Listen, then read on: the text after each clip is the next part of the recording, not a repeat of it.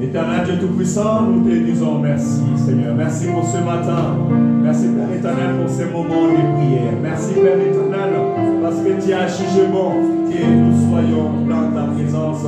Merci, Père éternel, car tu as jugé bon, Père éternel, que nos voix s'élèvent vers toi. Seigneur, merci, car tu as jugé bon que nous puissions, Père éternel, Seigneur, être de ceux qui t'adorent ce matin. Être de ceux, Père éternel, qui s'inclinent devant ta majesté ce matin.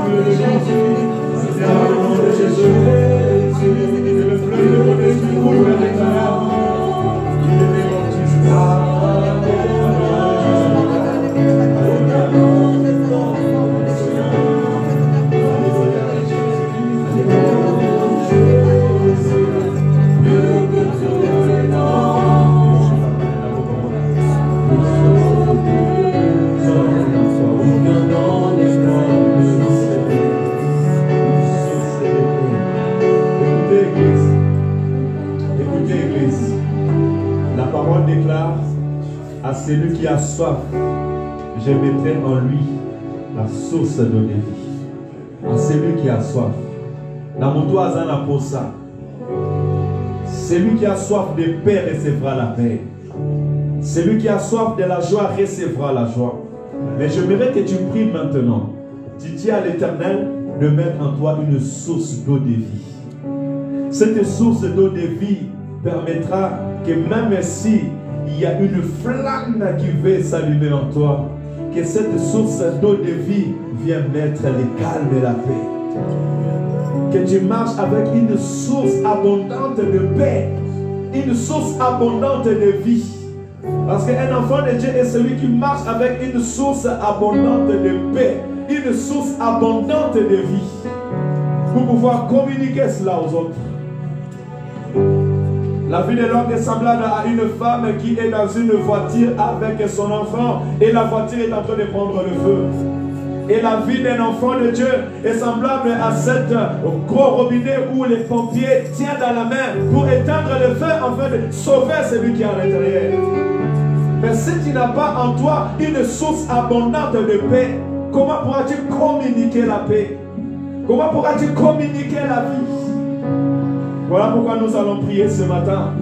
Dis à l'Éternel de mettre en toi, en nous, une source abondante de vie et une source abondante de paix par l'eau de son esprit. Prions dans le nom de Jésus. Alléluia, notre Père. Alléluia, Dieu de gloire. Seigneur, ce que je te prie ce matin, parce que tu dis, que veux-tu que je te fasse? Seigneur, accorde-nous, accorde-moi une source abondante de paix. Une source, Père éternel, qui a une source abondante de paix. Nous ne voulons pas avoir une source abondante de querelle. Nous ne voulons pas avoir une source abondante de méchanceté. Nous ne voulons pas avoir une source abondante de calomnie. Nous ne voulons pas avoir une source abondante de colère.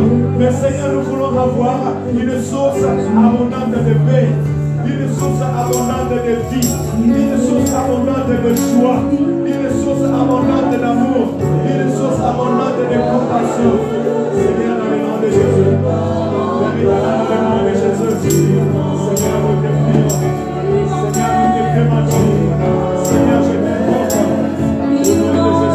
au nom de Jésus, au nom de Jésus.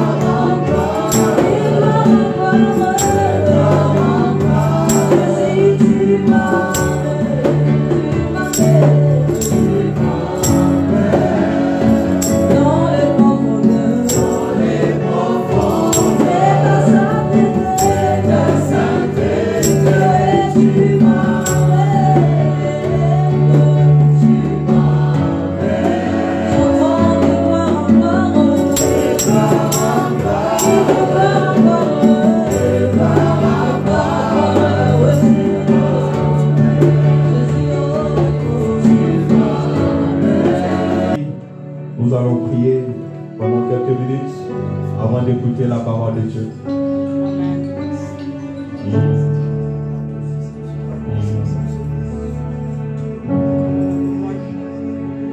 Alléluia. Éternel des armées, Père des gloires.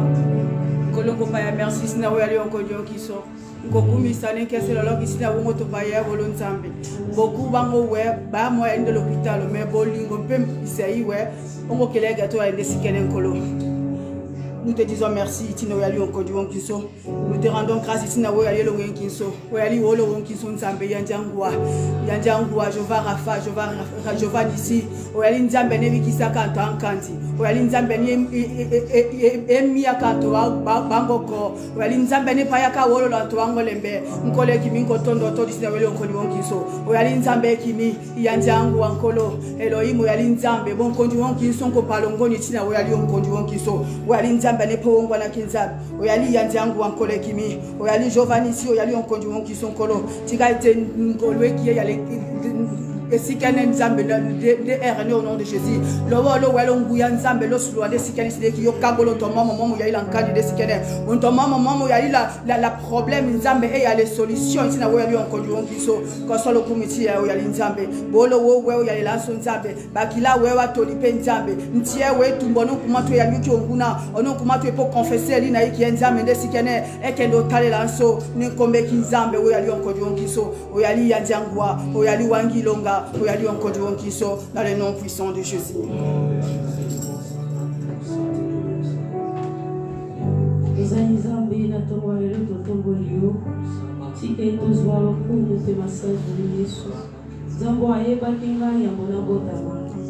Zamboyo akolisa kingai na zangaki baboti kasozalaki mwa lokola papa na tongolio na tongo leloko oyo ozali mokokisi na bilaka na netoli oko ozali Nzambe nabengi yo mokonzi na bakonzi nabengi yo le tout puissant nabengi yo Nzamba banzambe tika ete kombo na yo enetwa yawe soki natali mai nakumisi monene na yo soki natali bomoi na ngai nakumisi yo ntango nayebaki te nazalaki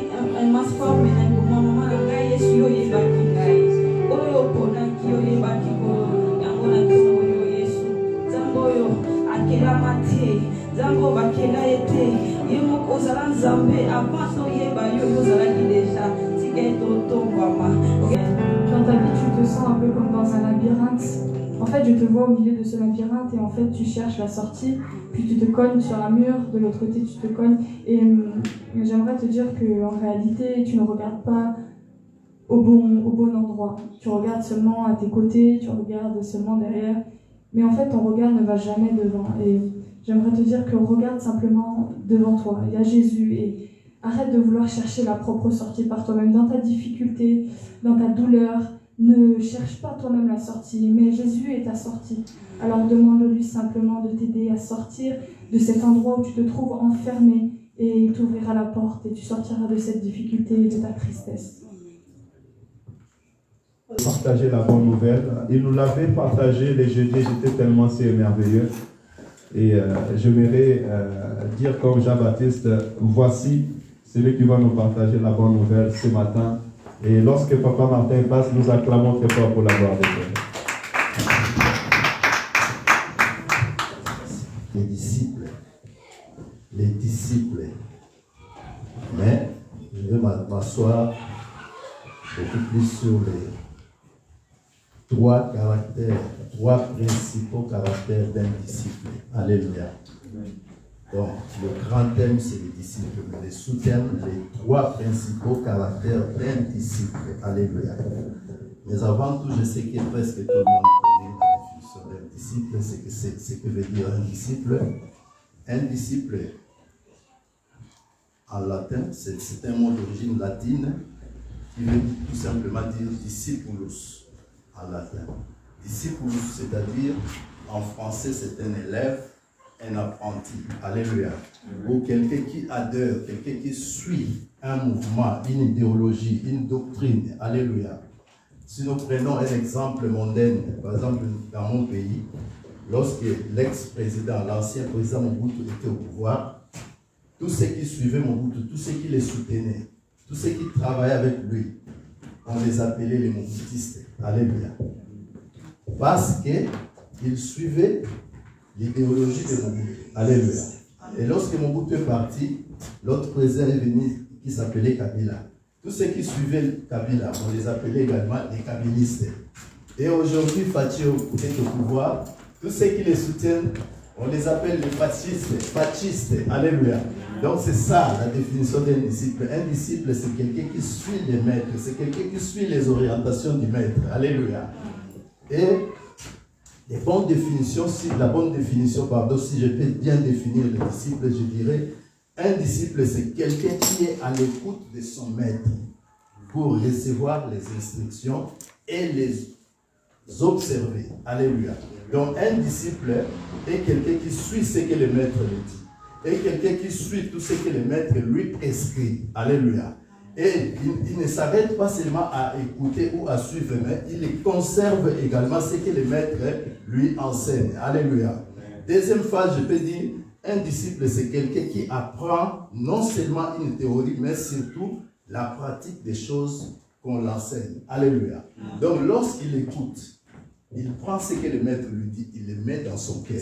Il ne s'arrête pas seulement à cela, mais il va chercher à mettre tout cela en pratique. Alléluia.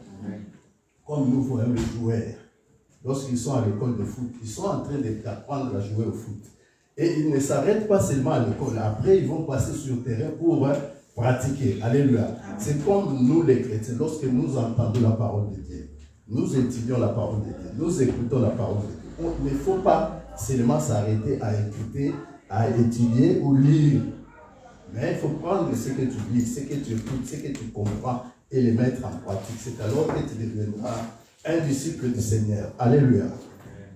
Et comme Jésus avait envoyé les 12 disciples après leur apprentissage, Jésus avait 12 disciples. Il en avait beaucoup, mais après il avait choisi 12. Après ces 12-là, Jésus, un bon jour, il avait constaté que non, mes élèves, mes apprentis ont grandi, ils ont beaucoup appris. Jésus-Christ les avait passés. Moi, j'appelle ça un stage parce qu'il a pris il les a envoyés en mission. Alléluia. Il les a chargés. Et Jésus-Christ leur avait dit, allez enseigner, faites des miracles, faites tout. Parce que les disciples, lorsqu'ils étaient avec Jésus, ils voyaient ce que Jésus faisait. Ils apprenaient auprès de Jésus. Et ce jour-là, Jésus-Christ les a donné la mission. Il les a dit, allez, là où vous irez, ne prenez pas des trucs de gens, mais entrez. Si on vous accueille, entrez, enseignez, faites tout. Et les disciples sont partis, ils ont prophétisé, ils ont parlé de la part de Dieu, ils ont fait des miracles. Alléluia. Ils ont prié pour les malades et les malades ont reçu la guérison. Alléluia. Comme nous pouvons vérifier dans le livre de Luc, chapitre 9, versets 1 à 2. Si quelqu'un l'a pris, peut rapidement nous lire. Luc, chapitre 9, versets 1 à 2. Et vous lisez également le 6e verset. J'ai lu la parole au nom du Seigneur. Amen. Jésus ayant assemblé les 12, leur donna force et pouvoir sur tous les démons, avec la puissance de guérir le maladie. Amen. Il les envoya prêcher les royaumes de Dieu et guérir le malade. 6e. Saute. Ils partirent et ils allèrent de village en village, annonçant la bonne nouvelle et opéra partout des guérisons. Voilà, comme j'avais dit, les disciples ont appris la parole auprès du Seigneur Jésus-Christ. Ils ont conservé tout ce qu'ils avaient pris auprès de leur maître. Et à leur tour, le maître les a testés, il les a envoyés. Il dit, allez, annoncer la parole. Au 6e, il dit, ils partirent et ils allèrent de village en village, annonçant la bonne nouvelle et opérant partout des guérisons. Alléluia. Amen. Tu vois, les disciples ont appris auprès du Seigneur la parole et la puissance. Jésus-Christ les avait enveloppés de la puissance. Il les avait enveloppés de la parole et de la puissance. Alléluia. C'est pourquoi lorsqu'ils sont sortis pour enseigner, ils ont prêché la parole de Dieu et ils priaient pour les malades et les malades recevaient la guérison. Alléluia. C'est ça. Un disciple n'entend pas seulement, mais il prend ce qu'il entend, il le garde et après il le met en pratique. Alléluia. C'est ça un bon disciple. Donc un disciple, c'est un imitateur de Christ. Donc un disciple, ici on parle de Christ, c'est pourquoi je dis un disciple, c'est un imitateur de Christ. Mais un disciple, c'est un imitateur de son maître. Alléluia. Donc, nous, notre maître, c'est Christ. C'est pourquoi nous, en tant que disciples, nous sommes les imitateurs de Christ. Alléluia. Donc, les disciples de Jésus, ce sont ceux qui écoutent sa parole, les enseignements, et qui les mettent en pratique. Alléluia. Vous allez constater qu'à l'époque ancienne, on n'appelait pas les gens des chrétiens. Alléluia. Amen. Parce que le mot chrétien dans la Bible est précité que 3 fois. Peut-être vous allez vous étonner. Les noms chrétiens, lorsqu'on parle des chrétiens, dans la Bible là, vous allez lire toute la Bible, vous n'allez trouver que 3 fois. Là où c'est écrit chrétien. Parce qu'avant, on ne parlait pas des chrétiens, on parlait des croyants, des fils de Dieu, des enfants de Dieu, des frères, comme Jésus appelait ses disciples frères. Alléluia. Mais le mot chrétien est sorti dans la Bible, dans Actes 11, 26, vous pouvez le vérifier même à la maison, et dans Actes également 26, 28, et dans 1 Pierre 4, 16. Alléluia. Donc dans Actes 26, 28, c'était Agrippa qui parlait à Paul. Il disait à Paul, après avoir entendu la parole de Paul, Agrippa dit à Paul, Paul, vous me poussez à devenir chrétien. Alléluia. Donc Agrippa, après avoir entendu Paul, il était convaincu. Il dit à Paul, en tout cas ta parole m'a affranchi. Vous me poussez à devenir chrétien. Là, c'était à Antioche, à Jérusalem. Alléluia. Donc c'est la première fois que le mot chrétien est sorti. Parce que le mot chrétien, ce n'est pas Jésus-Christ qui avait donné ce nom. Mais c'était les Romains, les Juifs à l'époque. Ils ont baptisé ce nom à tout ce monde qui suivait Jésus-Christ. Les gens qui suivaient, qui partaient vers Jésus, qui acceptaient la parole de Jésus. Les Romains les appelaient des chrétiens. Mais dans l'Ancienne Alliance, on parlait des frères, des bien-aimés, des croyants, etc., etc. Même dans le Nouveau Testament, lui-même Jésus-Christ, aucun jour avait prononcé le mot chrétien. Il traitait ses disciples, des apôtres, des frères, des bien-aimés, ainsi de suite. Alléluia. Amen. Donc, c'est ça un disciple.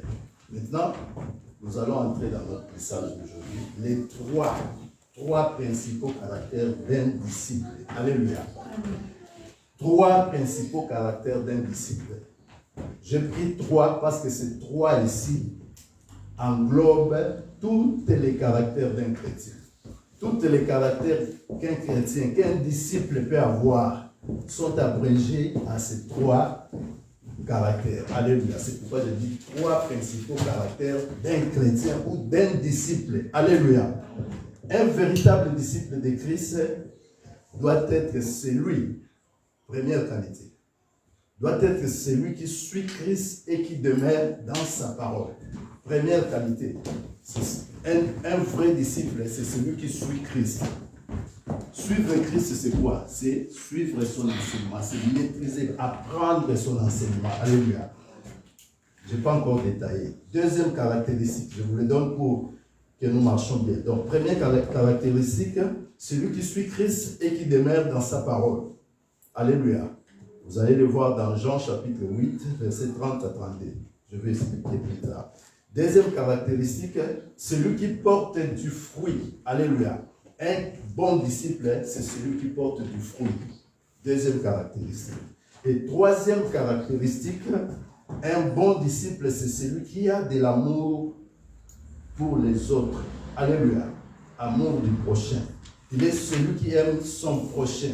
Donc, 3 caractères. Si vous analysez ces 3 caractères, vous allez trouver que tout ce qu'on peut dire d'un disciple se résume en ces 3 caractères. Alléluia.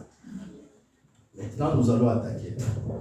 Comment suivre Christ et demeurer dans sa parole? Alléluia. Comment? Ça, c'est les premières caractéristiques. Suivre et demeurer dans sa parole. Maintenant, comment suivre et demeurer dans sa parole? Alléluia. Jean chapitre 8, 31 à 32. Nous allons lire rapidement parce que Jean chapitre 8, verset 31 à 32. La Bible dit ceci. Il dit aux Juifs qui avaient cru en lui, si vous demeurez dans ma parole, vous êtes vraiment mes disciples.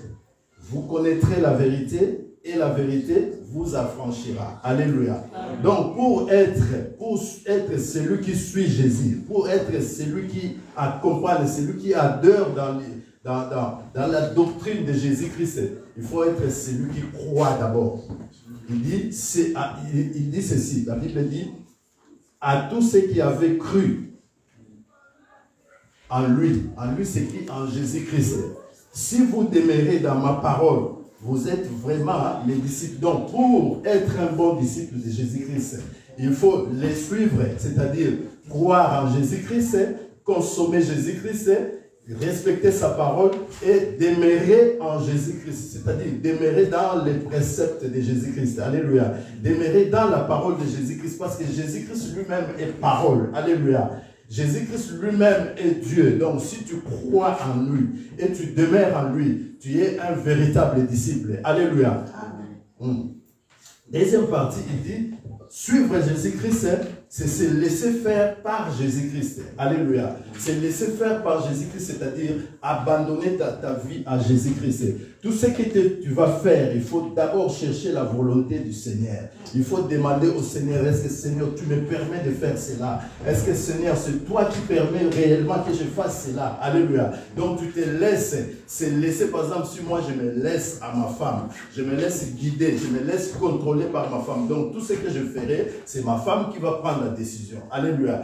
Mais pour nous les chrétiens, un véritable disciple, c'est celui qui se laisse, c'est celui qui suit, c'est celui qui attend la volonté du Seigneur. Alléluia. Et il dit encore, un bon disciple qui suit Christ, pour suivre Christ, il faut accepter d'agir avec Jésus-Christ et non pour Jésus-Christ. Alléluia. Agir avec Jésus-Christ et non par ou pour Jésus-Christ. Alléluia. C'est vraiment deux nuances. J'ai dit agir avec Jésus-Christ et non pour, agir avec Jésus-Christ et non agir pour Jésus. Agir avec Jésus-Christ, c'est-à-dire tout ce que tu vas faire, tu dois le faire sous la volonté du Saint-Esprit. Alléluia. Agir pour Jésus-Christ, tu peux faire quelque chose pour faire plaire aux gens. Par exemple, on est là, on cherche un don, on appelle les gens. Est-ce que qui peut nous acheter un micro, par exemple? Toi, tu es là pour se faire voir aux gens. que toi tu donnes, que toi tu as l'argent, tu te lèves, tu viens, tu donnes 200 €. Mais cela n'est pas sorti de ton cœur. Alléluia. Tu l'as fait pour Christ, mais tu ne l'as pas fait avec Jésus. Parce que faire avec Jésus, tu dois être touché dans ton cœur. Tu sens vraiment que non, ça c'est mon église. Et Jésus a dit, il faut que j'apporte mon appui. Il faut que je soutienne son œuvre. Comme on a besoin de micros, je prends mes 100 € et je donne pour l'achat des micros. Donc tu le fais avec Jésus, mais tu ne le fais pas pour Jésus. Alléluia. Faire pour Jésus, tout le monde peut le faire. Il vient, il regarde, peut-être comme il a envie la sœur Dorcas, il se dit non, pour impressionner la sœur Dorcas, moi je ne donnerai que des grandes offrandes. Donc il le fait pour Christ, mais il ne le fait pas avec Christ. Alléluia. Donc il le fait pour des besoins, pour un fin quelconque. Alléluia. Donc il le fait pour impressionner les gens, mais il n'impressionne pas Dieu. Alléluia. C'est ça donc faire pour Christ. Alléluia.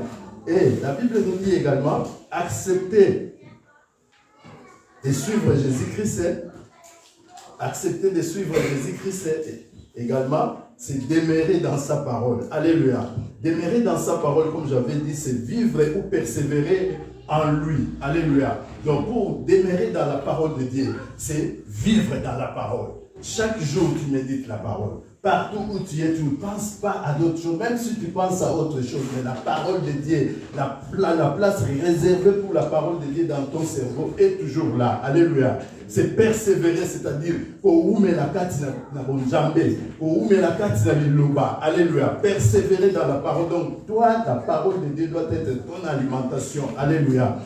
Comme Romains 8, 1, 2 nous dit, il y a plus de condamnation pour ceux qui sont en Christ. Alléluia. Tous ceux qui sont en Christ sont dépourvus de sentiments mondains. Ce sont des gens qui doivent persévérer. Ce sont des gens qui sont plongés dans la parole de Dieu parce qu'il n'est plus lui, il n'est plus cet ancien homme qu'il était avant. Alléluia. La loi de l'esprit de vie en Jésus-Christ m'a affranchi de la loi du péché et de la mort. Alléluia. Parce que tu persévères dans la parole. Celui qui persévère dans la parole, il n'est plus sous la loi de la mort. Alléluia. Parce que son Jésus, parce que son maître, parce que son coach, parce que l'idéologie, la doctrine dont il suit, celui qui est le pilier de cette idéologie, avait déjà vaincu la mort. Il avait déjà vaincu les autorités. Il avait vaincu les puissances maléfiques. Alléluia. C'est pourquoi tu n'es plus sous les lois mondaines. Alléluia. Donc, Romains 8, 1 à 2. Alléluia. Vous pouvez voir aussi également, 2 Corinthiens chapitre 5, verset 17, la Bible dit, si quelqu'un est en Christ, il est devenu une nouvelle créature. Toutes les choses anciennes sont passées. Donc, lorsque vous demeurez dans la parole de Dieu, alléluia, dans la vérité, vous persévérez, vous restez sous la volonté du Seigneur, alléluia, toutes les choses anciennes vont passer, alléluia. Ils n'auront plus de place dans ta vie. Alléluia. Donc, demeurer dans sa parole, demeurer dans la parole du Seigneur, c'est aussi connaître Christ et obéir à sa parole. Alléluia. Connaître Christ, c'est quoi? C'est intérioriser, c'est recevoir le Seigneur Jésus-Christ comme ton Seigneur et ton Maître. Lui-même, il le dit, c'est lui qui me mange. Manger Jésus, c'est quoi? C'est intérioriser Jésus dans ta vie. C'est inviter Jésus dans ta vie. C'est accepter Jésus. C'est considérer Jésus comme ton tout. C'est faire de Jésus-Christ ton délice. Un délice, c'est quelque chose de plus important. C'est quelque chose, même lorsque tu dors, tu penses, ah, j'ai mes 1000 € en banque. Donc, tu as placé ton esprit, ton espoir à tes 1000 €. C'est comme ça, donc c'est ça. Connaître, obéir à sa parole, c'est intérioriser, c'est appeler Jésus, parce que Jésus-Christ, c'est lui la parole. Dans Jean, il est dit au commencement, c'était la parole. La parole était avec Dieu. Et cette parole s'est transformée en chair, en homme. Cet homme-là, c'est Jésus-Christ qui est venu au milieu de nous. Alléluia. Donc, si vous mangez, vous consommez, vous intériorisez, vous invitez Jésus dans ta vie, vous êtes un véritable disciple. Alléluia. Un véritable disciple, c'est celui-là qui a consommé Jésus-Christ. C'est celui qui mange Jésus. C'est celui qui vit avec Jésus. Alléluia. Demeurer également dans sa parole, c'est demeurer en Christ. Alléluia.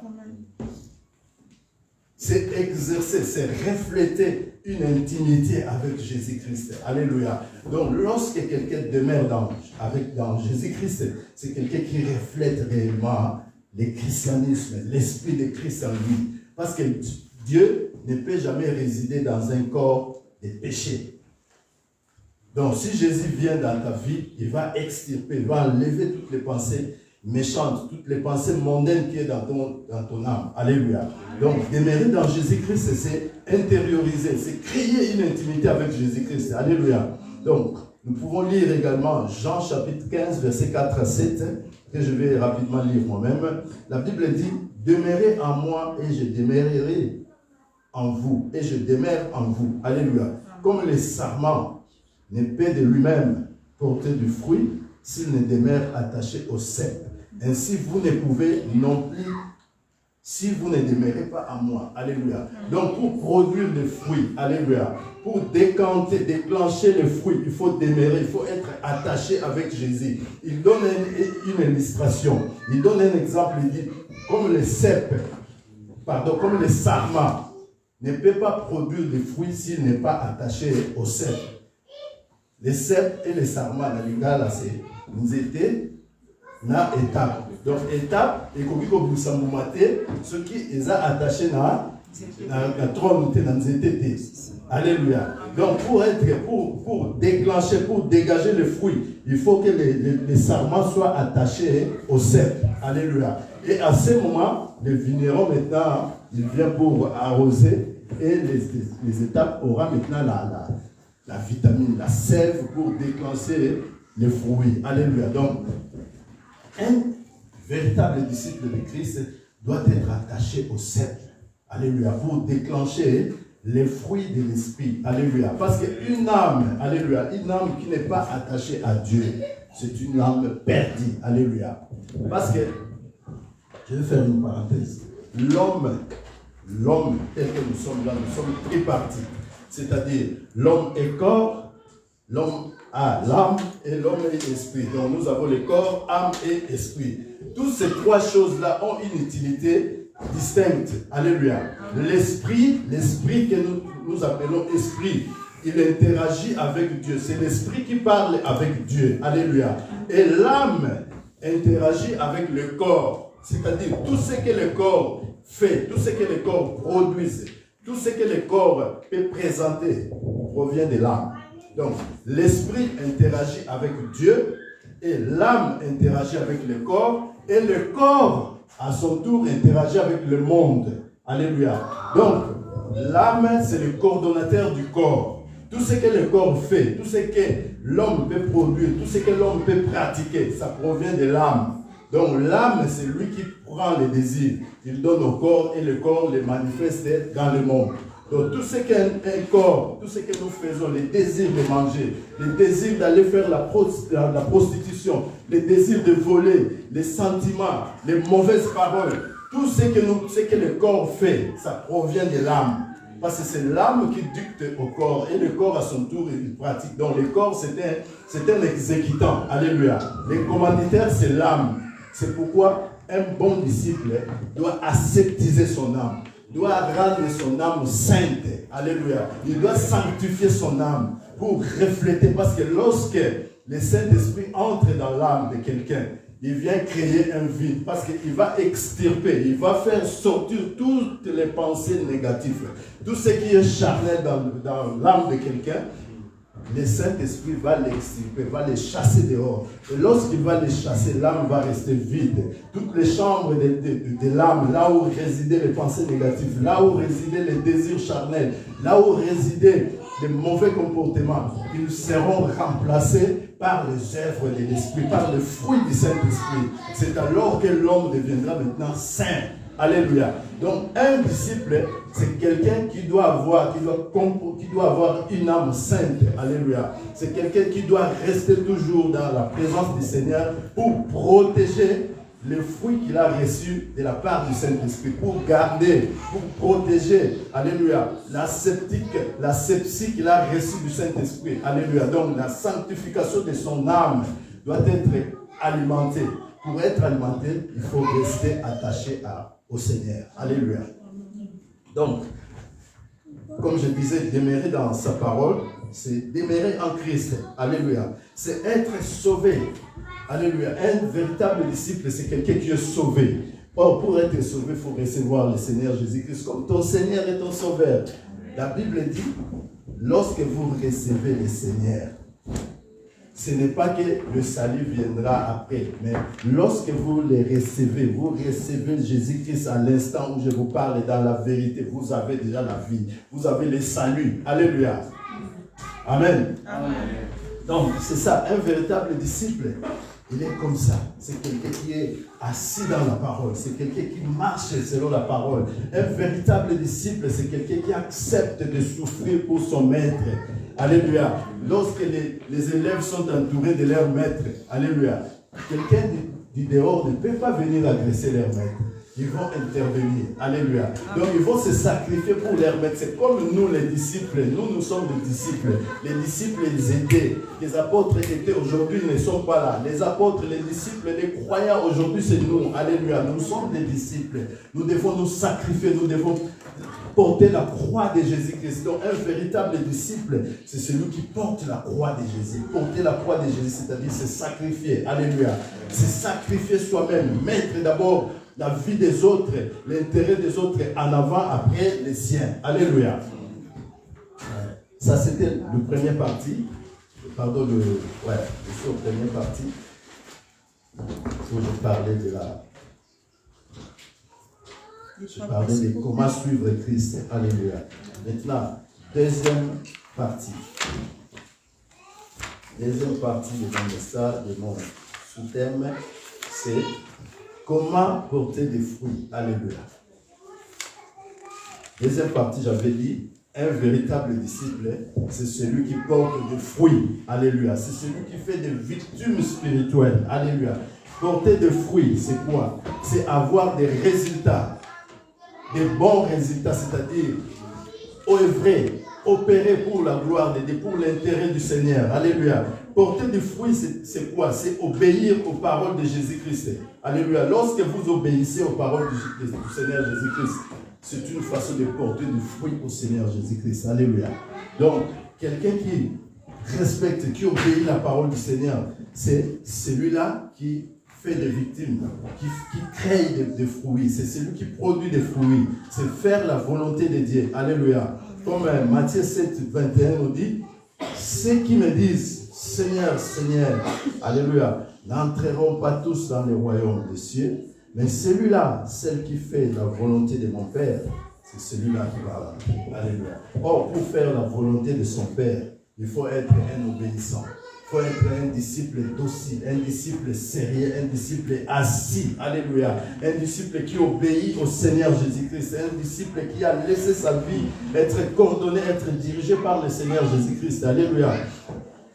Porter des fruits également, c'est porter la bonne nouvelle du salut aux autres. Alléluia. Lorsque nous sortons pour aller prêcher, pour aller chercher les âmes, pour aller chercher les gens qui ne connaissent pas encore Jésus-Christ, c'est une façon de porter le fruit au Seigneur Jésus-Christ. Parce que nous allons chercher les fruits, nous allons chercher les âmes perdues. C'est une façon de porter des fruits au Jésus-Christ. Alléluia. Donc c'est ça, porter des fruits, c'est apporter la bonne nouvelle aux autres, aux païens, aux gens qui ne connaissent pas Jésus-Christ, aux gens qui ne sont pas encore adhérés à l'idéologie, à la doctrine du Christ. Alléluia.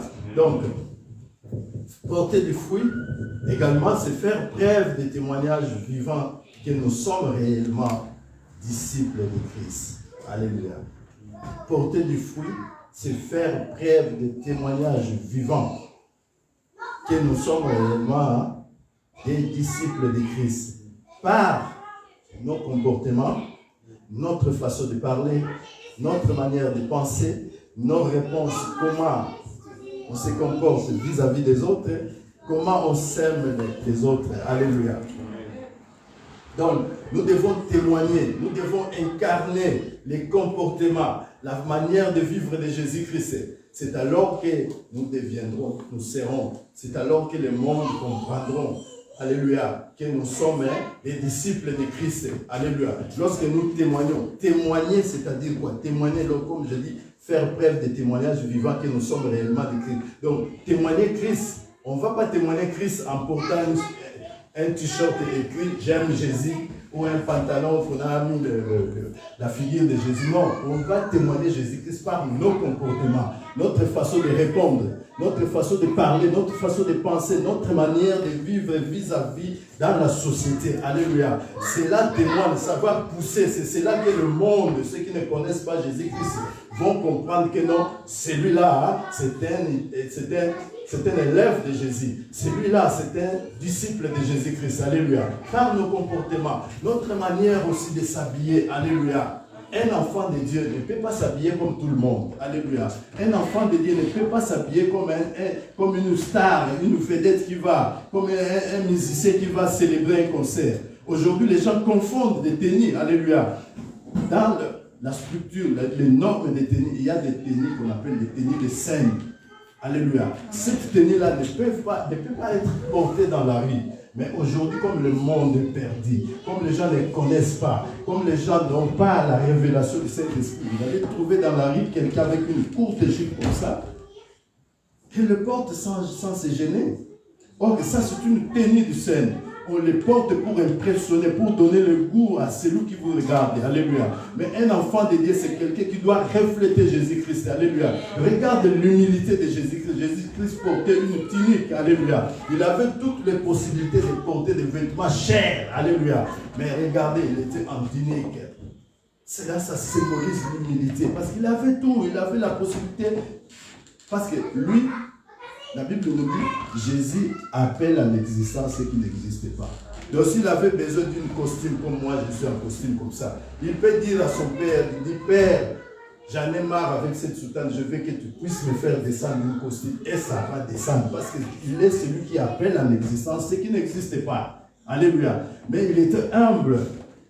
Mais regarde-nous aujourd'hui, bien-aimés dans le Seigneur, comment on s'habille à l'église du Seigneur. Quelqu'un qui va à l'église, je ne sais pas moi, c'est comme quelqu'un qui va faire du carnaval, c'est comme quelqu'un qui va dans un concert, célébrer quelque chose. Alléluia. C'est pourquoi dans d'autres églises au Congo, par exemple chez les brahmanistes, ils ne portent pas des bijoux, ils ne mettent pas des maquillages compliqués. Parce que, vous savez pourquoi? Lorsque vous vous habillez comme ça, bien compliqué, rempli de chaînes dans les dents, les oreilles, partout des chaînes en or, la personne qui est à côté de toi, excusez pour les termes, peut-être il est pauvre, il n'a rien, il est vraiment misérable. Lorsqu'il vient à l'église, qu'est-ce qu'il va faire? Il va commencer à regarder maman Nadia comme ça, il se dit, tu vois, tu prends la pensée de l'homme, au lieu de suivre le message que moi je suis en train de transmettre, mais cet homme-là est en train de réfléchir de pourquoi maman Nadia est comme ça, et lui il n'est pas comme ça. C'est pourquoi les brahmanistes se sont dit, ils disent, ici on vient à l'église du Seigneur. On ne vient pas pour se montrer. On ne vient pas faire des défilés de mode ou quoi que ce soit. Nous venons ici pour montrer notre gratitude au Seigneur. Démontrer au Seigneur que nous sommes ses créatures. Nous sommes venus pour implorer, pour demander à Dieu de nous aider, pour dire à Jésus-Christ d'être notre paraclet. Le paraclet signifie notre aide. Tout ce que nous aurons besoin, c'est lui qui va nous les donner. Alléluia. Mais regardez comment nous nous comportons. Alléluia. Ce n'est pas digne d'un enfant de Dieu, d'un disciple. Alléluia. Autre point, porter des fruits, c'est une manifestation extérieure d'un changement intérieur. Alléluia. Lorsque notre intérieur a subi une transformation, comme j'avais dit tantôt, j'ai dit lorsque notre âme devient sainte, notre âme, Jésus-Christ a pris possession de notre âme. Alléluia. C'est l'intérieur qui va justifier. Parce que c'est l'âme qui coordonne, qui dirige les corps. Alléluia. Mais lorsque l'âme est aseptisée, lorsque l'âme est devenue sainte, vous allez voir même le corps deviendra saint. Alléluia. Parce que tout ce que le corps peut faire, ça provient de l'âme. Et lorsque l'âme est occupée par le fruit du Saint-Esprit, le corps va commencer à refléter que le fruit, les œuvres de l'Esprit. Alléluia. Vous allez voir la personne, s'il était prostitué, il devient sérieux, il arrête la vie de prostitution. S'il était voleur, il abandonne le vol. S'il était menteur, il change. S'il était quelqu'un d'Nganda, de boîte, il ne va plus au Nganda parce que c'est lui qui est dans son âme. L'esprit qui est dans son âme ne peut pas cohabiter avec cet esprit mondain. Alléluia. C'est pourquoi vous allez voir les corps commencent maintenant à refléter les œuvres de l'esprit. Alléluia. L'homme est devenu joyeux, sérieux, tempérant. Alléluia.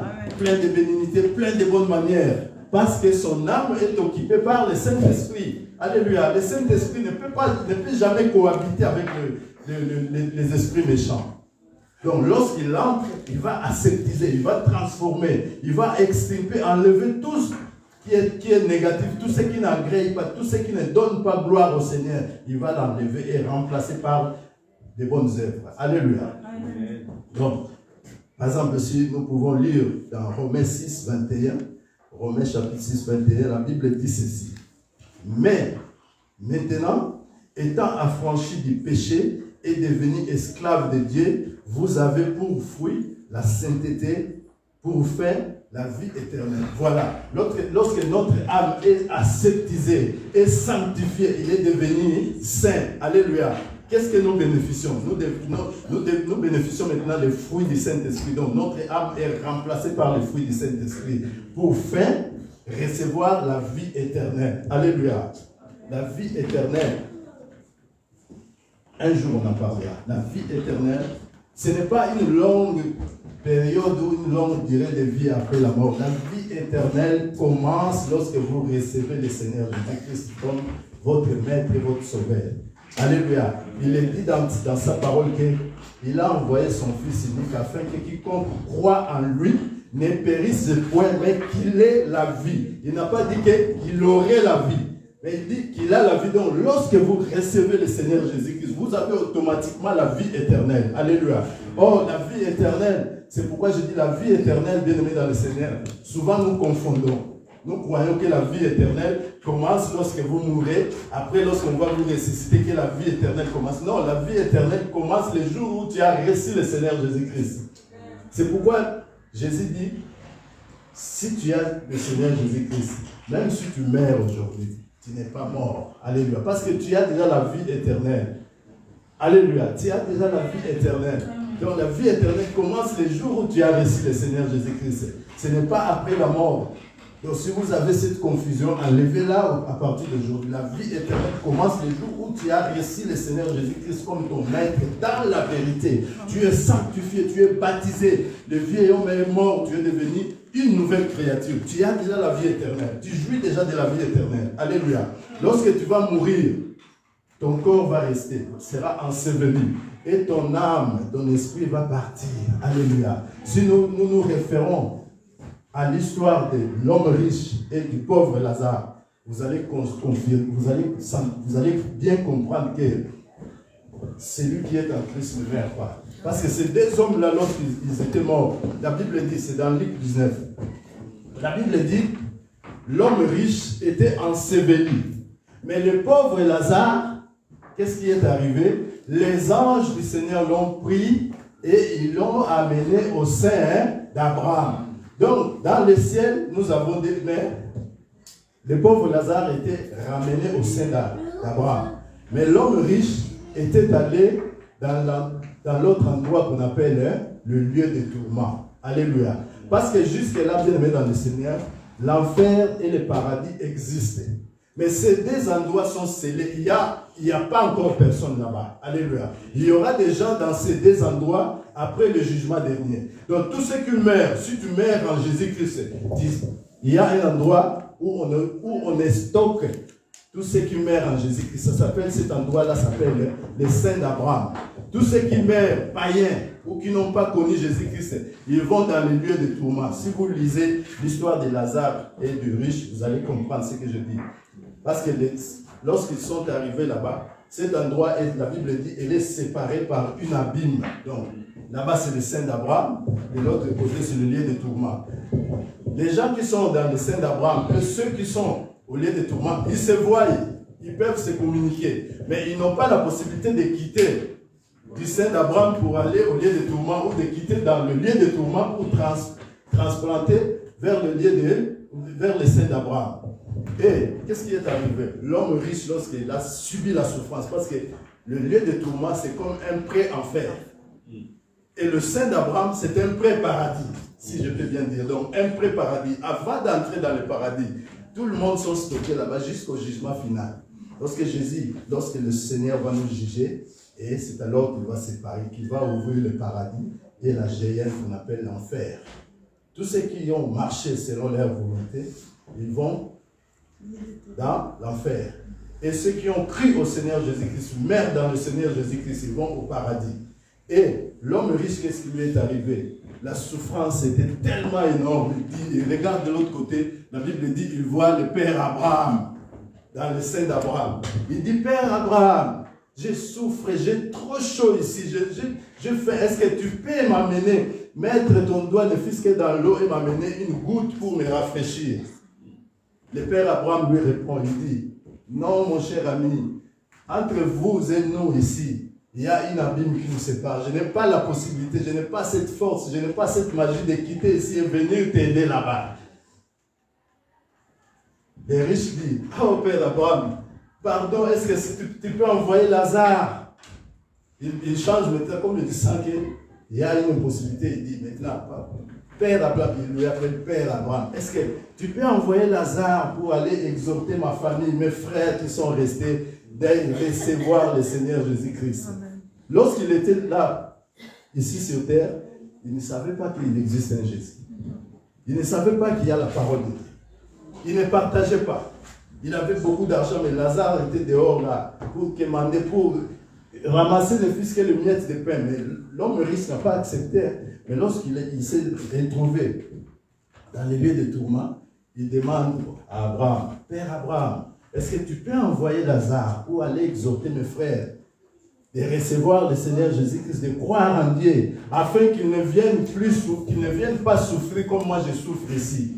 Alléluia. Amen. Le Père Abraham lui dit, ils sont dans le monde. Il y a le pasteur Jean Chéri là-bas. Il y a le frère Martin, il y a maman Nadia, il y a maman Double, il y a l'évangéliste Emmanuel. Qu'ils croient à ces gens-là.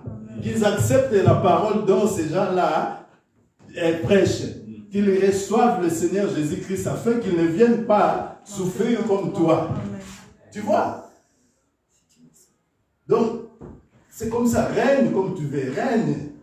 Sabote Jésus-Christ et dit, oh, moi j'ai l'argent, qu'est-ce que j'irai chercher à l'église? Mais lorsque tu vas mourir, tu vas te retrouver comme l'homme riche là-bas. Tu me verras de l'autre côté, tu diras, oh papa Martin, on était avec toi, hein, est-ce que tu ne peux pas m'aider? Yo kelanga tamawa, nanga nazaki frère, na otie langa kosapi, ata na mai na se rafraîchir.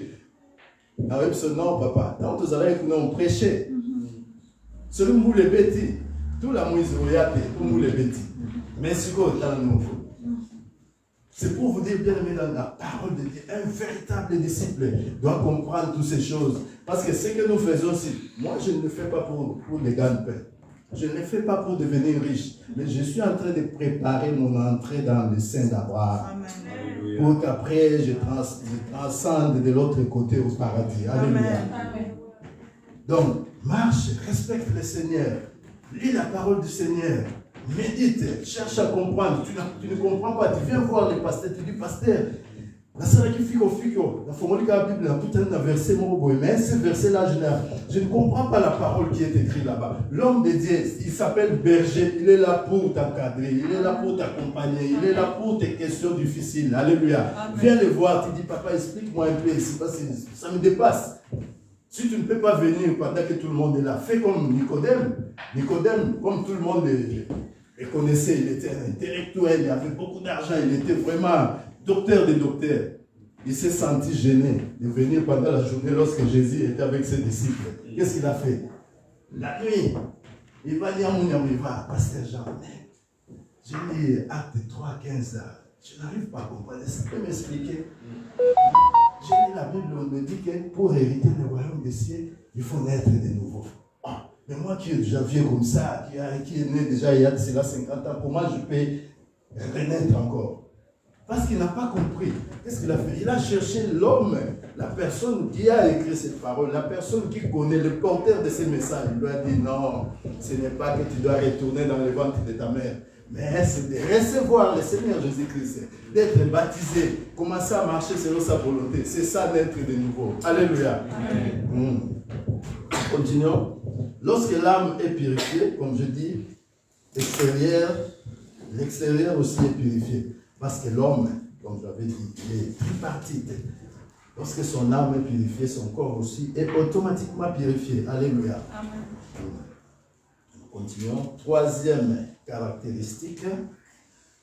Troisième caractéristique.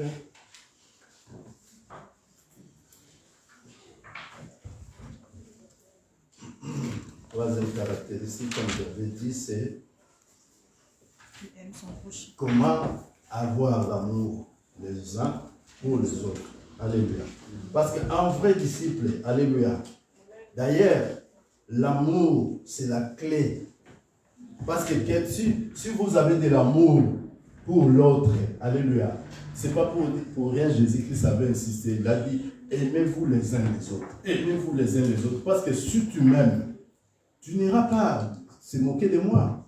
Si tu m'aimes, tu ne me feras pas du mal. Parce que, donc, l'amour englobe tout. Un véritable disciple, c'est quelqu'un qui doit avoir l'amour. C'est quelqu'un qui doit être un amoureux. Alléluia. Amoureux des autres. Tu dois aimer les autres plus que toi-même. Parce que si j'aime ma sœur Nadia, je viendrai chez Maman Nadia. Je dis, Maman Nadia, est-ce que tu peux me donner 200 € comme ça, à la fin du mois, je vais te donner. Maman Nadia, je vais me les donner. Et moi, à mon tour, je dois être honnête et sincère à Maman Nadia. La fin du mois, je vais ramener les 200 $, je donne. C'est ça l'amour, pour éviter qu'il y ait des querelles, pour éviter des problèmes. Donc, lorsque vous prenez l'engagement, il faut les respecter. Un véritable disciple, c'est quelqu'un qui est plein d'amour. Alléluia. Parce que l'amour englobe tout. Si tu as l'amour, tu ne feras pas du mal à l'autre. Si tu as l'amour, tout ce qu'on peut dire sur ton prochain, tout ce que ton prochain peut dire du mal envers toi, tu n'agiras pas comme un païen. Alléluia. Amen. Tu n'agiras pas comme tout le monde.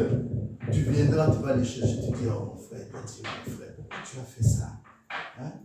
Tu vois ça sur les païens, sur les gens dehors, en temps, ça va sortir mal, ça va sonner mal. Donc c'est comme ça parce que tu as de l'amour. L'amour couvre, comme on dit, l'amour couvre une multitude de problèmes. L'amour couvre une multitude des erreurs. Alléluia. C'est avoir l'amour. Un véritable disciple doit avoir l'amour. Alléluia. L'amour, c'est le signe principal de reconnaissance d'un disciple. Alléluia. Donc l'amour que tu as envers moi, ça peut pousser quelqu'un de dehors de venir œuvrer ici à ACC. Parce que lorsqu'il va te voir, il dit, oh, pasteur, on a pasteur à l'église, oh, il y a ACC. Ah, pasteur, on a ACC. Il y a mon tu vois, ta manière, ta façon d'être devient une évangélisation. Amen. Tu vois, parce qu'il te voit, tu es sérieux, il ne t'a jamais vu dans des trucs négatifs, dans des trucs qui n'agréent pas le cœur de Dieu. Il s'est dit non, en tout cas, l'assemblée, maintenant, mon pasteur a monté. Moi, je vais là-bas. Je n'ai jamais vu un tel frère, une telle sœur. C'est que là-bas, il y a la vérité. Là-bas, c'est la parole qui règne là-bas. Les gens vont venir par ton comportement. C'est pourquoi l'amour, c'est le signe principal d'un véritable disciple, d'un vrai disciple. Alléluia. Un vrai disciple doit être rempli de l'amour. Alléluia. Un vrai disciple doit être celui qui a la paix, la transparence, la tempérance. Alléluia. Amen. Parce que l'amour va couvrir tout ce que peut amener les désordres, peut amener les confusions, peut amener les querelles, peut amener l'énémisme. Alléluia. Il faut avoir l'amour. Un vrai disciple, il prend aussi soin des autres. Un vrai disciple. Lui-même, Jésus-Christ s'est fait disciple auprès de son Père. Alléluia. Jésus-Christ s'est sacrifié pour nous. Regarde cette grandeur. Jésus-Christ n'avait pas commis de péché. Jésus-Christ était saint. Il n'avait rien fait. Mais lorsqu'on l'a arrêté pour des choses qu'il n'a pas commis, Jésus-Christ s'est sacrifié. Il a pris la croix, il partait avec, on le chicotait, on crachait sur lui, on lui a traité de tout le monde. Mais Jésus-Christ, qu'est-ce qu'il a fait? Il a priorisé ta vie. Alléluia. Amen. Il a pris ma vie, il a pris mes erreurs, il a fait ses erreurs. Il a pris ma vie. Il a dit non, moi je veux mourir pour ma sœur Nadia. Mais maman Nadia n'était pas encore en vie. Moi je n'étais pas. Personne entre nous était encore lorsque Jésus avait accepté de monter sur la croix. Tout cela c'était quoi? C'était l'amour qu'il avait envers le monde. Alléluia. C'était un accomplissement de sa mission. Alléluia. Parce que Dieu l'avait envoyé pour ça. Alléluia. Dieu l'avait envoyé dans le monde pour venir transformer le monde. Mais le monde n'a pas accepté. Le monde a dit non, toi tu ne peux pas nous changer, on va te tuer. croyant que sur les tue, l'évangile va s'arrêter. Ok, ils ont tué l'intuable. La personne qu'on ne tue pas. On l'a amené sur la croix de Calvaire, crucifié et mort. Mais la Bible dit 3 jours après, Jésus-Christ est ressuscité. Jésus-Christ est revenu à la vie. Le même jour, beaucoup de monde l'ont vu. Il s'est apparu aux disciples. Les gens ont dit, oh, nous ici à Saint-Chamond, nous avons vu Jésus. Les autres disent à Grenoble, ils disent, non, nous aussi nous l'avons vu. On dit, oui, il est ressuscité. Il n'est plus au tombeau. Il n'est plus au tombeau. Il est déjà en vie. Si tu veux la voir, crois seulement, tu le verras. Alléluia. Amen. Donc, un véritable disciple, c'est comme ça, il doit prendre soin des autres. Notre Seigneur Jésus-Christ, il s'est donné.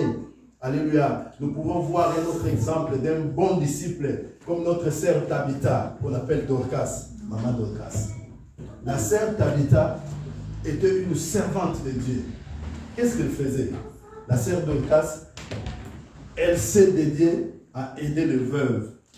Les femmes qui n'avaient plus de mari, ils souffraient, ils allaient vers la sœur Dorcas. Et la sœur Dorcas, comme elle était couturière, qu'est-ce qu'elle faisait?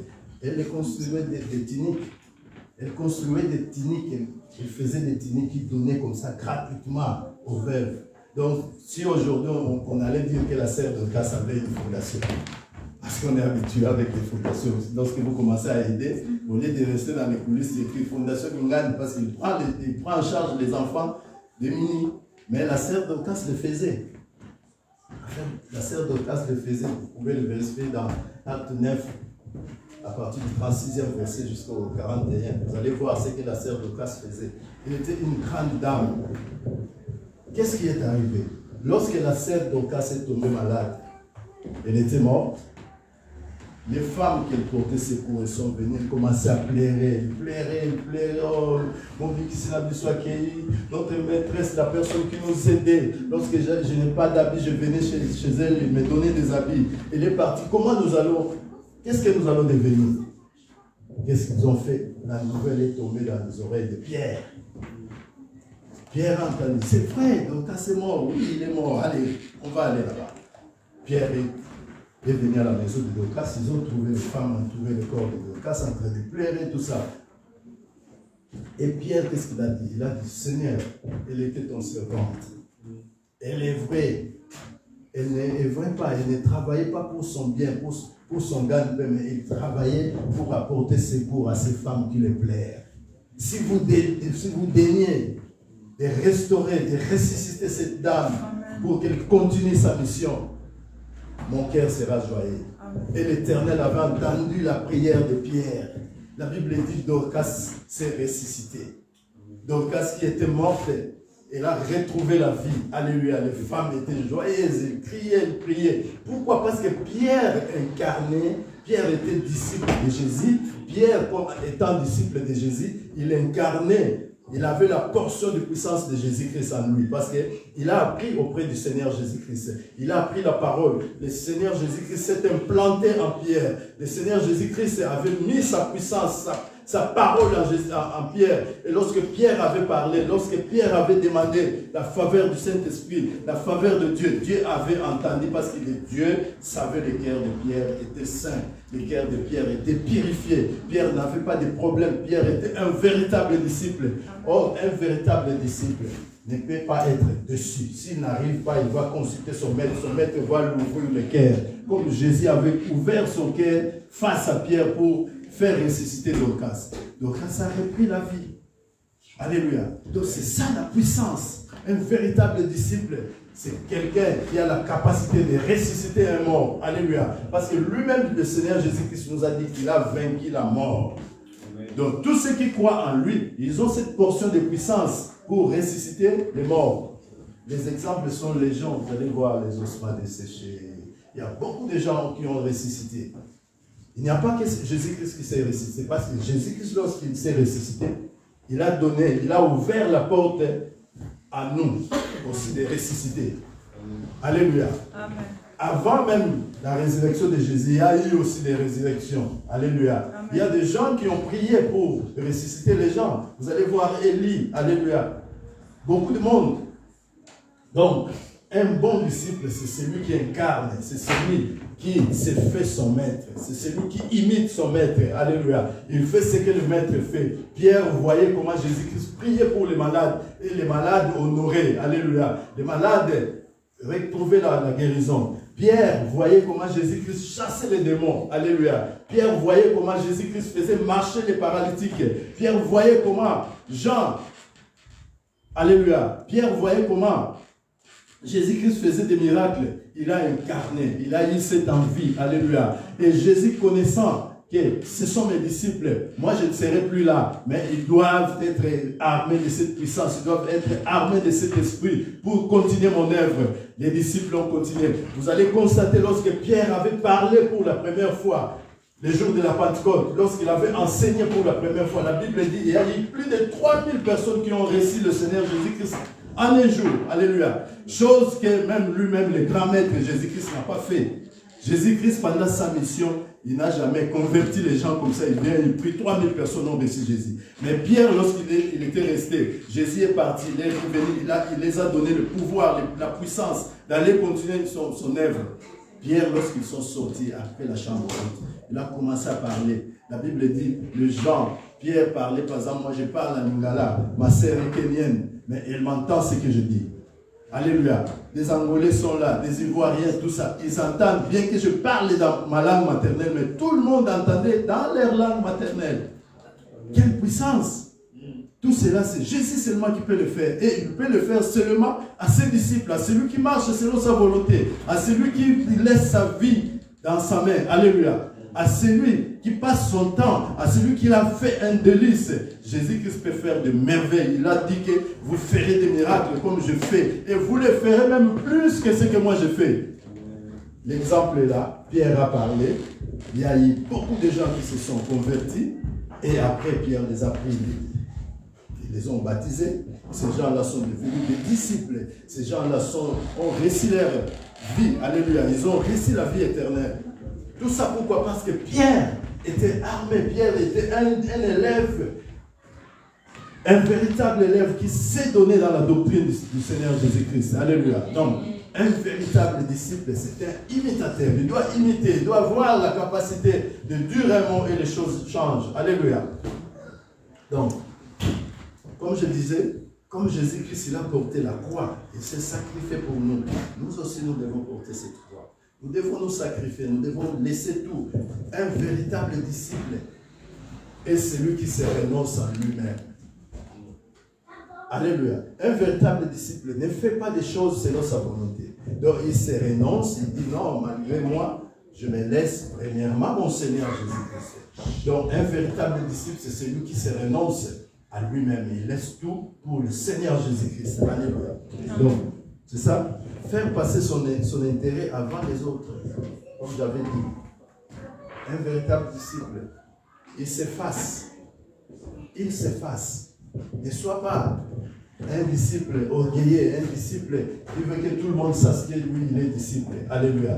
Il faut laisser que le Seigneur Jésus-Christ lui-même œuvre.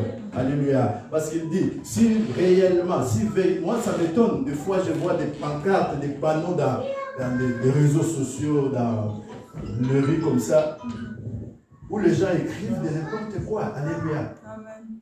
Vous allez voir un panneau qu'on écrit, venez, ça sera une campagne de puissance. Le prophète va guérir, le prophète va faire ceci. Bien-aimé dans le Seigneur, la Bible dit, Jésus-Christ opère selon sa propre volonté. Amen. Nous ne pouvons pas pousser les gens, nous ne pouvons pas dire aux gens ce que Jésus va faire. Parce qu'on ne le sait pas. Nous ne pouvons pas appeler les gens, venez écouter la parole de Dieu. Le reste, elle-même, la parole de Dieu va s'en charger de ça. Il va voir le besoin, parce que Dieu opère selon les besoins. Il voit que l'Église a besoin d'aide. Il le fait. Il voit que ma sœur Nadia a besoin d'aide. Quelque chose, il le fait. Mais tu ne peux pas me dire que venez, moi je vais te guérir. Oui, tu peux me le dire, mais selon le plan de Dieu. C'est pourquoi vous voyez des campagnes, vous faites 4 et 5 jours de campagne. Ils ont écrit campagne de guérison et miracle, et tout ça, amenez vos béquilles, amenez tout ça. Les gens viennent, après ils retournent comme ils étaient venus. Parce que vous ne le faites pas selon la volonté de Dieu. Dieu, il dit, si réellement le Seigneur est Dieu, laissez-lui faire sa propre mission. Laissez-lui faire sa propre campagne. Appelez les gens qu'ils viennent écouter la parole de Dieu. Et lorsqu'ils vont écouter la parole de Dieu, comme Pierre, lorsqu'il était sorti, Pierre n'avait pas mis de pancarte, hein, mais les gens, la Bible dit qu'il y avait des gens de tout le monde. Ils ont entendu que les apôtres veulent parler. Ils sont venus pour écouter. Les apôtres, ces gens-là qui marchaient avec Jésus, oui, ils sont là. Ils veulent parler. Les gens sont venus, ils ont écouté. Lorsqu'ils sont arrivés, la parole elle-même a pris possession. Il a transformé. Il a fait des guérisons. Ils ont fait des miracles. Alléluia. Parce que Pierre n'a pas poussé les gens. Il n'a pas dit que venez, moi je vais parler en lingala, vous allez écouter dans votre langue maternelle. Non. Jésus-Christ lui-même a vu le besoin. Il a vu que dans cette foule, il y a des Kenyans, il y a des Camerounais, il y a des Angolais, il y a des Français, il y a des Anglais, il y a des Canadiens, il y a des gens de toutes les nations. Mais moi-même, je vais m'en charger à leur interprétation. Paul parlait et Jésus-Christ, le Saint-Esprit lui-même, faisait l'interprétation. C'est ça la parole de Dieu. Alléluia. Donc faisons la parole de Dieu sans complaisance, selon ce qui est écrit. Alléluia. Ce qui est écrit, c'est la parole de Dieu. Alléluia. Nous devons suivre ça parce que ce n'est pas ma parole, ce n'est pas moi qui l'ai écrit. La Bible dit, toutes paroles ont été inspirées de Dieu. Donc c'est la parole de Dieu. C'est Dieu qui a voulu que ça soit écrit comme ça. Donc nous, on ne peut pas changer, modifier, enlever ou ajouter. Mais je vous dis, bien aimés dans le Seigneur, à la lueur ouvrons l'évangile aujourd'hui.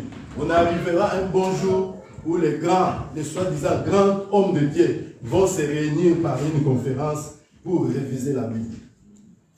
Parce qu'il y a trop de contradictions selon les dires. Et non, ils vont se dire, bon, moi je pense que là où c'est écrit que l'homme ne peut pas faire ça, ça c'était dans l'Ancien Testament. Aujourd'hui, nous sommes dans le Nouveau Testament. Aujourd'hui, nous suivons le monde, comment ils vont. Donc cette partie-là, moi je pense qu'il faut enlever. Je vous dis, ça arrivera. Parce que si vous constatez la livre où nous prêchons la parole de Dieu aujourd'hui, ce n'est pas le même il y a 30 ou 40 ans passés. Donc les choses évoluent. Et il y aura un bon jour, les grands docteurs, les apôtres, ils vont se réunir pour réviser la Bible. Parce que la Bible elle-même a plusieurs versions. Vous allez voir, dans d'autres versions, Matthieu a 40 versets, là-bas, 40 versets, au lieu de 40 versets, et au temps des écrits, là-bas s'arrête au 38e verset. Qu'est-ce qu'ils ont fait? Ils ont accourci la pensée du Seigneur. Et au lieu d'avoir 30 versets, là-bas, il ressort à 28 versets. Tout ça, c'est une révision. Les gens ne le savent pas, c'est une révision. Oh, la Bible, nous devons la lire telle qu'elle est écrite, nous devons expliquer telle qu'elle est écrite sous l'aide du Saint-Esprit. Alléluia. Donc, cher bien-aimé, sois un bon disciple. Je ne sais pas. Est-ce que ta parole, est-ce que tes réponses vraiment agréent Dieu? Est-ce que ta façon d'être dans les quartiers donne gloire à Dieu? Est-ce que tes voisins, qu'est-ce qu'ils disent à propos de toi? Alléluia. Tes collègues de l'école, tes collègues de travail, qu'est-ce qu'ils disent pour toi? Alléluia. Parce que toi, tu te dis disciple. Un disciple, c'est quelqu'un qui suit Jésus. Un disciple, c'est l'image de Jésus-Christ. Alléluia. Tout ce que Jésus faisait, un véritable disciple doit le faire aussi. Parce qu'il est le représentant de Jésus-Christ. Alléluia. Amen. Jésus est passé, Jésus a formé, Jésus a donné l'enseignement, Jésus a donné la puissance. Maintenant, nous devons incarner la puissance, nous devons incarner Jésus-Christ de Nazareth. Alléluia. Bien-aimés dans le Seigneur, je vous en conjure, si vous marchez selon la volonté du Seigneur, vous serez un véritable disciple. Parce que pour être un véritable disciple, on n'apprend pas cela à l'école. Tu ne peux pas aller dans une université pour apprendre à devenir un véritable disciple. La seule université, c'est la parole de Dieu. Alléluia. La seule école qui peut te donner la connaissance, qui peut te faire devenir un véritable disciple, c'est la parole de Dieu.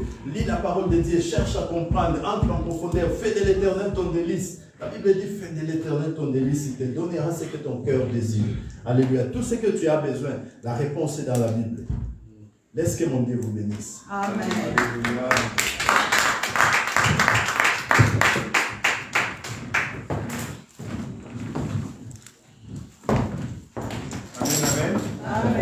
Est-ce que nous sommes bénis ce matin? Amen. Est-ce que tu es béni ce matin? Amen. Manifeste ta joie au nom de Jésus.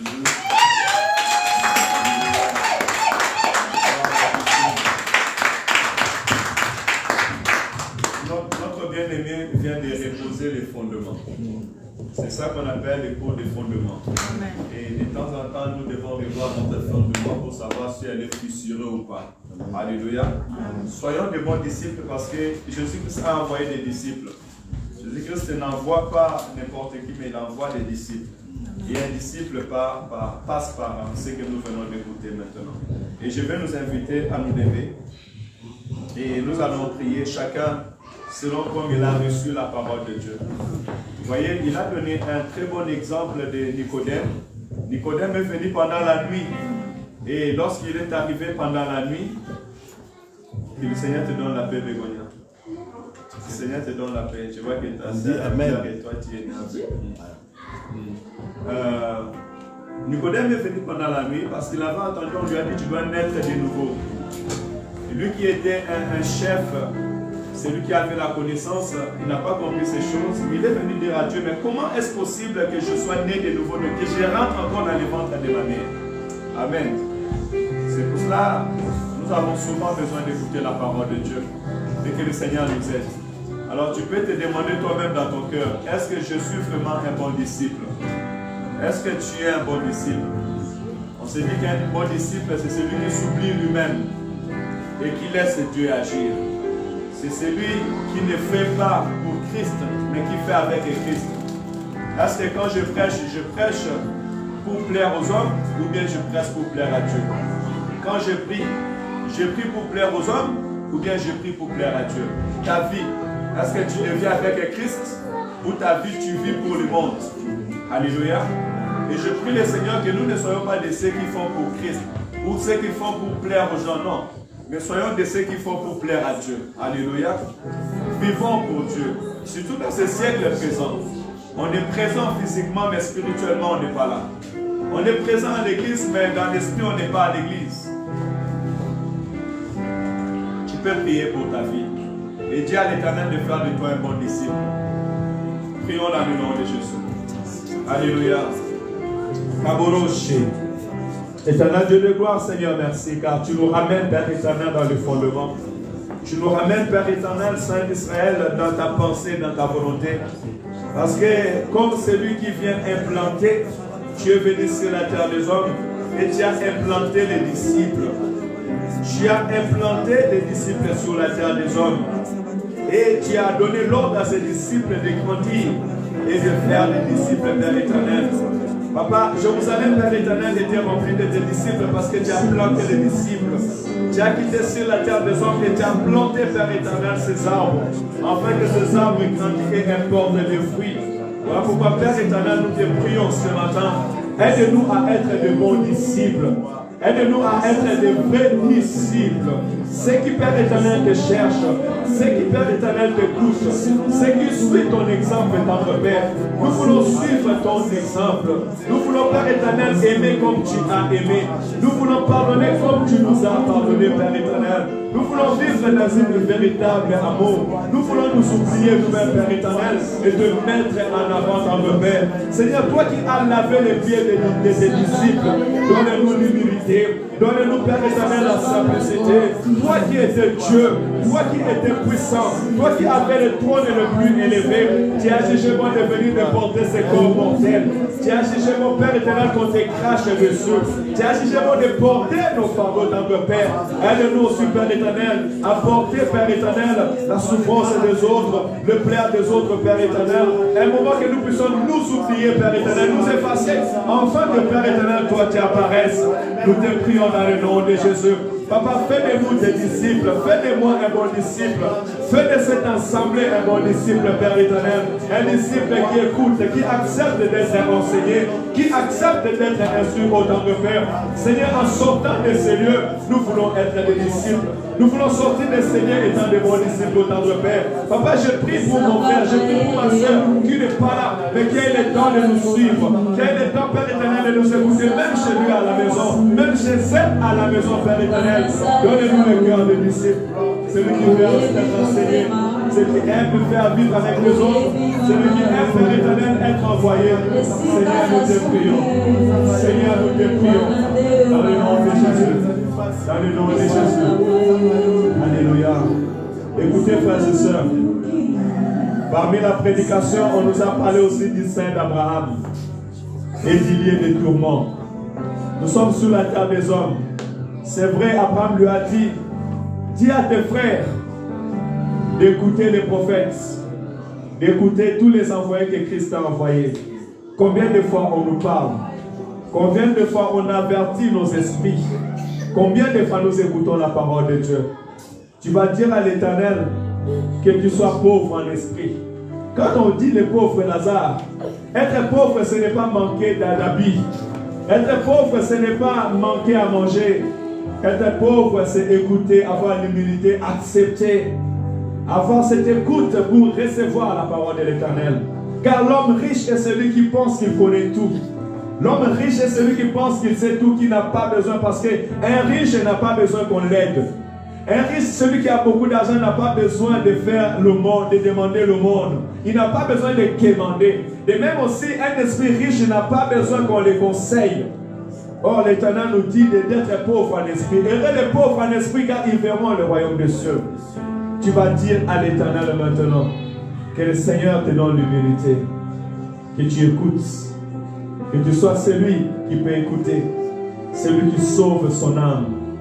Dieu a parlé à Noé. La Bible dit que Noé était saisi d'une crainte respectueuse à l'Éternel. Et Noé a construit l'arche pour sauver son âme. Afin que tous nous entrons dans les seins d'Abraham. Prions dans le nom de Jésus. Prie pour ta vie, prie pour ton âme. Dis à l'Éternel, tu veux sauver ton âme. Que l'Éternel mette la crainte dans ton cœur, la crainte de sauver ton âme. Que ton âme ne connaisse pas la mort. Que ton âme ne connaisse pas l'enfer. Dis Éternel, aide-moi à te craindre. Ouvre mes oreilles, Père éternel. Je ne veux pas être sage à mes propres yeux.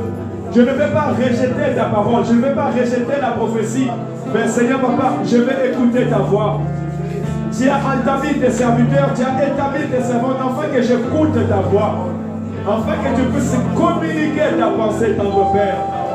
Oh Seigneur, ouvre-moi les oreilles. Seigneur, ouvre-moi la conscience. Seigneur, ouvre-moi le cœur. Afin que je puisse écouter ta voix. Tu dis, mes brebis écouteront ma voix et la suivre. Seigneur, je vais écouter ta voix. Je vais être un suivre à toi. Je vais être guidé par ton tendre Père. Seigneur, dans le nom de Jésus. Que j'écoute ta voix et que je fasse ta volonté, tendre Père. Seigneur, que je sauve mon âme. Je ne veux pas aller dans les lieux de tourment. Mais Seigneur, je veux que mon âme soit sauvée. Papa, je cours derrière le salut, Père éternel. Comme Noé était rempli d'une crainte respectueuse à l'Éternel, afin que son âme soit sauvée. Seigneur, je veux aussi être sauvé. Tu peux m'amener dans l'auteur et m'amener dans un autre vie. Père éternel, je te prie au nom de Jésus-Christ. Sauve mon âme, sauve mon esprit, sauve l'âme de l'Église, sauve l'esprit de l'Église. Seigneur, nous voulons écouter ta parole, nous voulons écouter ta voix, nous voulons écouter ce que tu nous envoies, Père éternel, afin que nos âmes soient sauvées. Au nom de Jésus-Christ. Alléluia. Tu peux rester calme, s'il te plaît.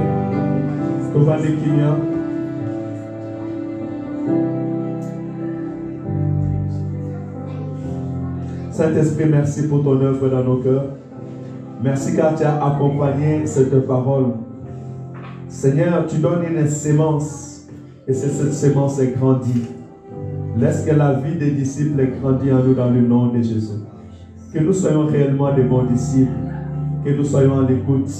Que nous soyons en obéissance, Père éternel, dans le nom de Jésus.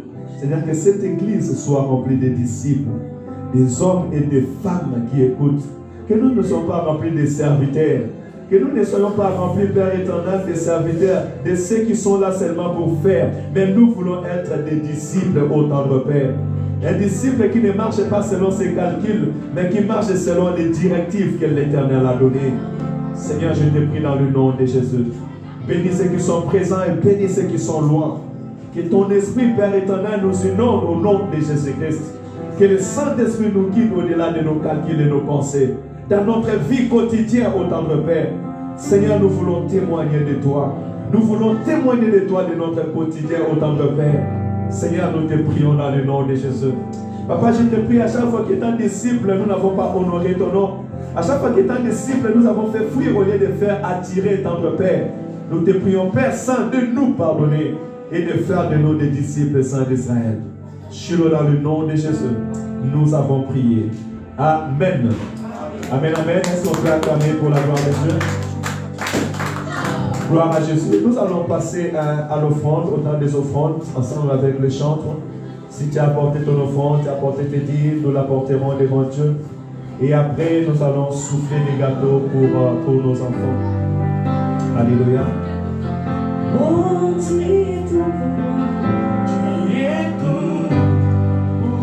Est-ce qu'on peut s'élever pour apporter nos offrandes au Seigneur?